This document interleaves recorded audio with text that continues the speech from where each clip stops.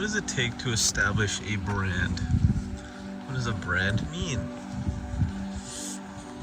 As far as I can understand, a brand is essentially a series of emotions that are evoked by the sight of a consistent thing. Or in other words, how a specific thing feels and your subconscious connotation of it. A brand is a meme.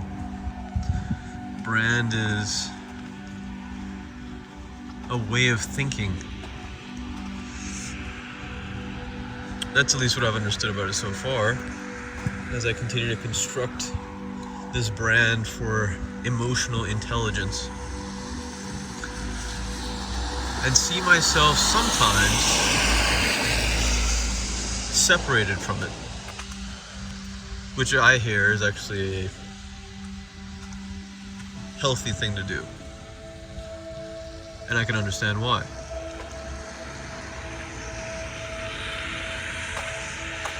A lot of what we learn in life, a lot of our capital T truths in life are essentially things that we've concocted over a series of years based on biased opinions.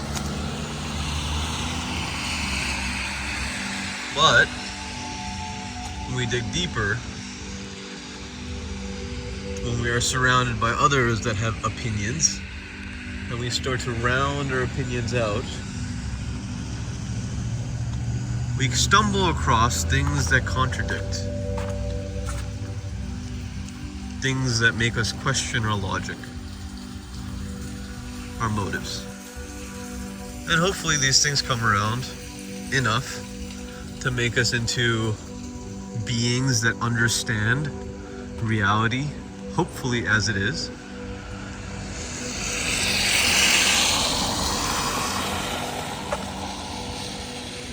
It's incredibly important, I think, to unravel these paradoxes, to come to some sort of conclusion about the difficult answers in life.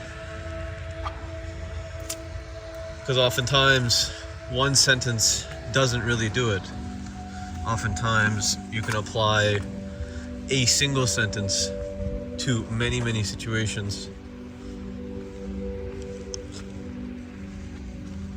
Only if we take the context out.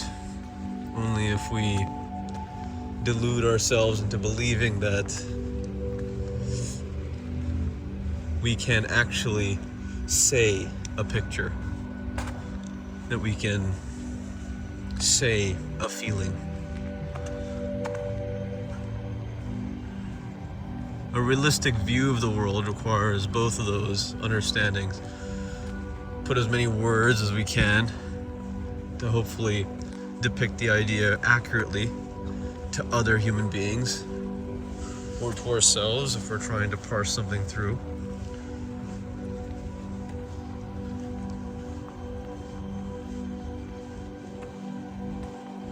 But really,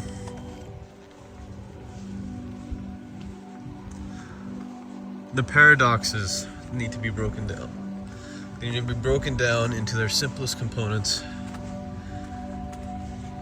and complicated as much as they need to be in order to make sense. For instance, friendship. I have talked about nurturing friendships. I have talked about the importance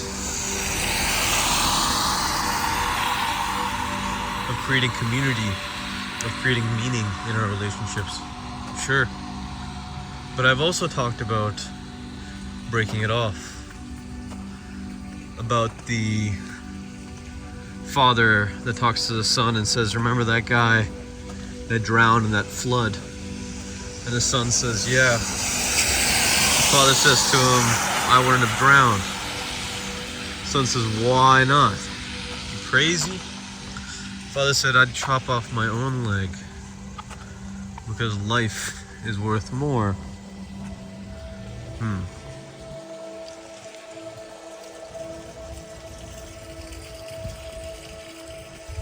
So what does it mean? Can it be part of the same philosophy of cutting things off while also nurturing things? I say yes. I say nurture the things that nurture you, and do not nurture the things that do not. How do we know for sure? We feel it. We trust our emotions. We trust our logic. And slowly, painfully sometimes, we move through it. But that does not mean that we have somehow lost the capacity to love, that we have somehow lost a part of our emotionality. Sure, more callous, but the depth, it is no less deep than it ever was. Part of the same philosophy, though on the surface contradictory. Exhibit A. Exhibit B, something that I've come across recently, because a good friend sent me a Hitting Brain podcast that actually hit exactly what I've been thinking about in an awesome way. Pays to have good friends. But the idea is that people in our modern world are trying to be more productive. We're trying really hard to pursue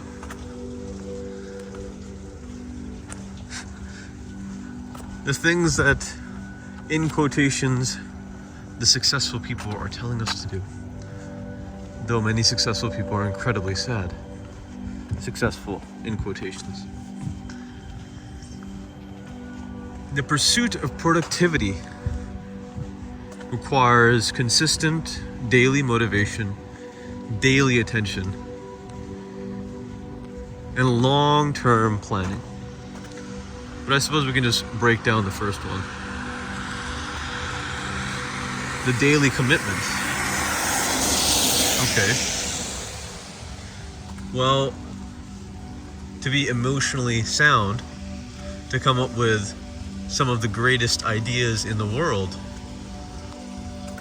sitting around, perhaps doing a psychedelic, perhaps meditating, not necessarily pursuing something, can lead to epiphanies.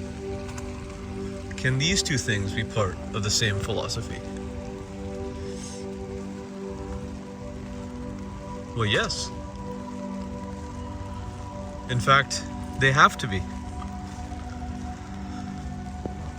I talk about the sword, I talk about the tree.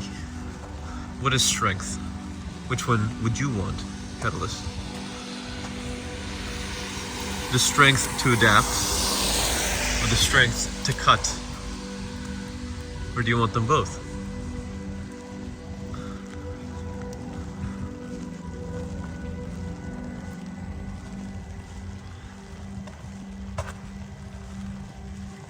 We need peace. We need kindness towards ourselves in order to realize, hopefully, the good why behind our productivity. The reason I went for a walk tonight is because I have missed out on the woods, and I absolutely love the rain. Do I know that there are things that I probably could be doing in this time? Absolutely. Am I going to go do those things? Absolutely. Will I do those things better because I went for a walk today? Absolutely. Perspective comes from change. Delta comes from opposites. 0 and 1.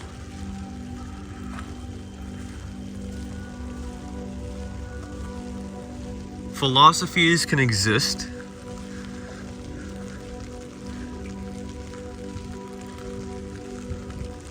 that capture paradoxes, that allow us to really live in the gray of life. The more binary we get about things, the more difficult it remains to see ourselves in the mirror, to see other things potentially for how they are. Food for thought. If you made it to this point in the video, I would appreciate your support. Whatever you can do for me, I would appreciate quite a bit.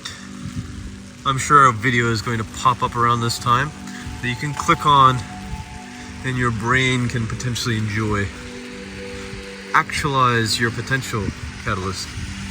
This world needs you. Take care.